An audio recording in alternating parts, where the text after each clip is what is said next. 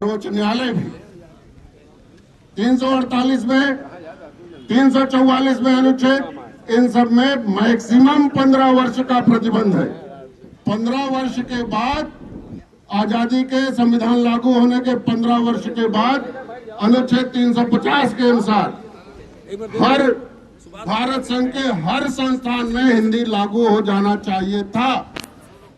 लेकिन जो सरकार आती है, मैं अंग्रेजी का विरोधी नहीं हूं, लेकिन जैसे अपने उच्च न्यायालय में, उत्तर प्रदेश के उच्च न्यायालय में हिंदी चल रही है, अंग्रेजी भी चल रही है, उसी तरह से माननीय सर्वोच्च न्यायालय में भी हिंदी लागू होना चाहिए।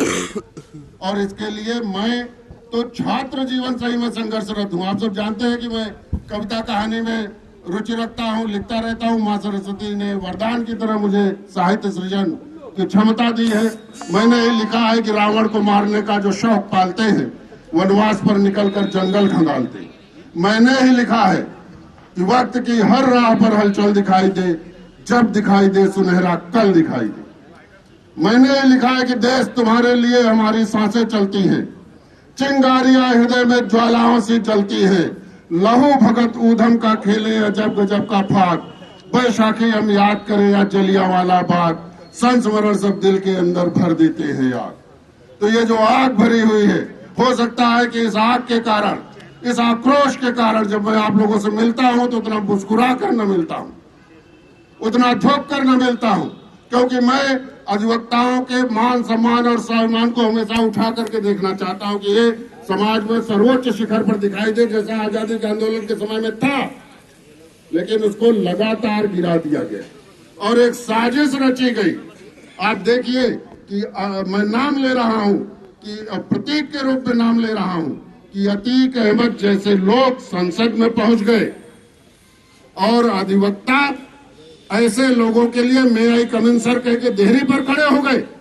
ये 70 साल का लोकतंत्र है। सर्वोच्च न्यायालय को इसमें सुओ मोटो कॉग्निजेंस लेना चाहिए था, उच्च न्यायालयों को सुओ मोटो कॉग्निजेंस लेना चाहिए था। क्योंकि जब ऐसे माफिया जो रिक्शा चलाते हैं और 1000 करोड़ की प्रॉपर्टी के संपत्ति के मालिक बन गए, तो हम आप अगर उनके खिलाफ देंगे कि ये कहां से 1000 करोड़ का आ गया संपत्ति इनके पास, दूसरे दिन कहीं नाले के किनारे सड़ते मिलेंगे। हम लोगों के को ये नहीं है कि हम लोग ये पूछे, ये प्रार्थना पत्र दे कि इनकी जांच कराई जाए। इसी के लिए व्यवस्था किया गया है कि सुओ मोटो कॉग्निजेंस लेगा। इस तरह की अनैतिकता जब समाज में व्याप्त हो जाएगी, तब न्यायपालिका स्वतः संज्ञान लेगी। लेकिन न्यायपालिका ने क्या किया? आज मैं बहुत क्षमा याचना के साथ कहना चाहता हूं कि हर जज का अगर आप जांच करा लीजिए तो उसका 10-12 रिश्तेदार सरकारी वकील बना मिलेगा। सरकारी वकील बनाने में सब नष्ट कर दोगे तुम।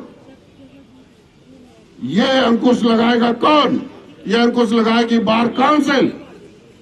अगर सुओ मोटो कॉग्निजेंस इस तरह की अनैतिकता पर न्यायालय नहीं लेगा तो बार काउंसिल का मेंबर विधानसभा के सामने, न्यायपालिका के सामने जमीन पर धरने पर बैठ जाए।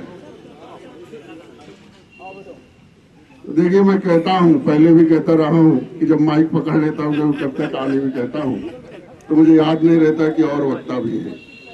तो माननीय संचालक जी जानते हैं कि हमको बताना पड़ता है कि ऐसा है कि थोड़ा सा कई लोग बोलने वाले, तो कुछ स्टार्ट करिए। लेकिन आप सब जानते हैं कि मैंने लिखा है कि न उजियारा अंधेरा कुछ न कुछ बाती दिया साहब, हमारे साथ जो आया हमारा हो लिया साहब। और मुझे जो बात कहनी है उसे पूरी करूं कैसे, शिकायत उम्र भर की है जरा सा काफिया सा। बहुत सी शिकायतें हैं, बहुत सी बातें हैं, बहुत से सपने हैं, बहुत सी योजनाएं हैं जो अगर मैं बार काउंसिल पहुंच गया तो जिन्हें लागू करना